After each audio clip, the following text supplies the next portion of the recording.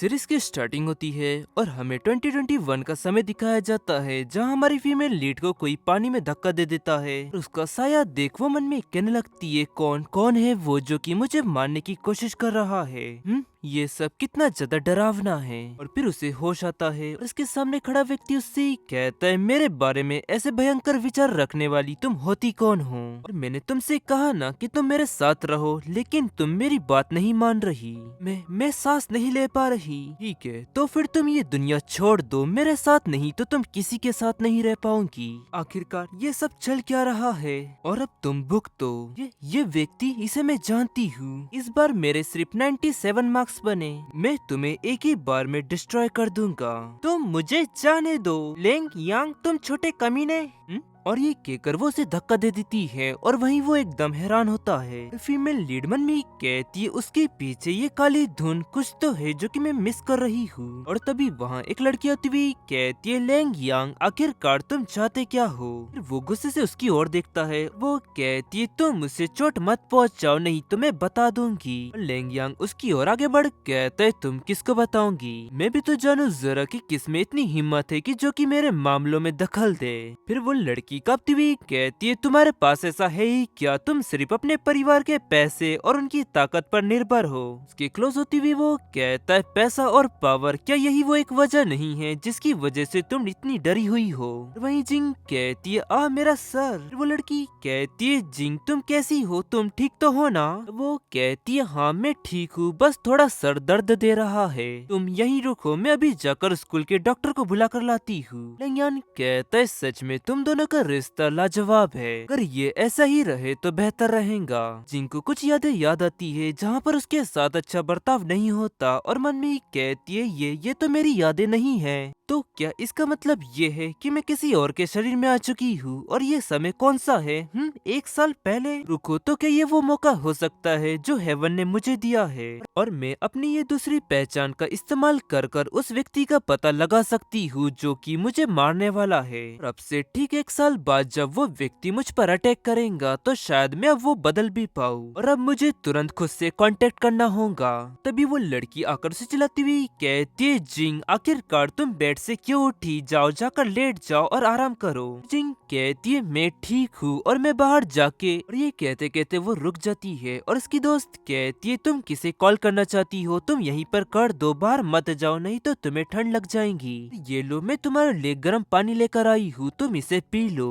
क्या पानी? हाँ, ये पानी ज्यादा गर्म नहीं है, तुम इसे पी सकती हो। जल्दी भी करो, जल्दी से इस पानी को पी लो। फिर वो उसे ग्लास लेती हुई कहती है, हाँ ठीक है। और वहीं रूम के बाहर वो कहता है, बेवकूफ, ये नहीं कहा जा सकता कि कौन अच्छा है और कौन बुरा। और वहीं दूसरी तरफ जिंग मन में कहती है, जहाँ तक मुझे याद है मेरे फियांसे ने एक हॉलीडे ट्रिप का प्लान बनाया था और वो अपने काम में थोड़ा बिजी था, तो इसीलिए मैं पहले वहाँ पहुँच गई थी। और कोई था जो कि शिप पर पहले से ही मेरा इंतजार कर रहा था। तुम कौन हो और आखिरकार तुम मेरे साथ इस तरह का बर्ताव क्यों कर रहे हो? तब वो कहता है, मुझे नहीं पता मिसेस जू, लेकिन इसके लिए मुझे किसी ने बहुत ही ज्यादा पैसे दिए हैं और उस व्यक्ति ने जोर देकर मुझसे कहा है कि मैं तुम्हें मरने से भी बदतर महसूस कराऊं। और अगर इस सब के लिए तुम्हें किसी को दोष देना है तो तुम खुद को ही दोष दो। मेरी सगाई के बाद मैंने कंपनी छोड़ दी और उसके बाद मैं घर पर ही रही और तब मेरा कोई भी दुश्मन नहीं था। आखिरकार वो व्यक्ति कौन हो सकता है जो कि मुझे नुकसान पहुंचाना चाहता है? और आज अप्रैल 2020 से, यानी कि अभी मैं आराम और अपनी हॉलिडे एंजॉय कर रही हूँ। और फिर जिन किसी को कॉल लगाती हुई मन में कहती है, सबसे पहले मुझे उसे कांटेक्ट करना चाहिए, शायद से मैं पता लगा सकती हूँ कि कौन है जो कि मुझे फंसाने की कोशिश कर रहा है। और शायद से ऐसा भी हो सकता है कि फ्यूचर में मैं दोबारा अपनी बॉडी में चली जाऊँ। और ऑटोमेटिक सिस्टम उससे कहता है, माफ करिएगा, आपके फोन पर इंटरनेशनल कॉल सर्विस अवेलेबल नहीं है। और फिर तभी वो अचानक घूमकर वहाँ से जाने लगती है। तभी वो टकरा जाती है और कहती है, ओ मुझे माफ करना, लैंग यांग तुम? और लैंग यांग उससे कहता है, क्या तुम नशे में हो? तब वो घबराती हुई कहती है, क्या? नहीं नहीं, ऐसा कुछ नहीं है। और फिर लैंग यांग उसकी क्लोज होती हुई कहता है, मैं तुमसे वो पानी की गिलास के बारे में पूछ रहा हूँ, क्या तुमने वो पानी पिया? वो हैरानी से कहती है, क्या कुछ समय पहले जब यून यून ने उसे पानी ऑफर किया था और वो जिन का हाथ पकड़ उससे कहती है लैंग यांग अभी भी बाहर है, वो अभी तक यहाँ से गया नहीं है।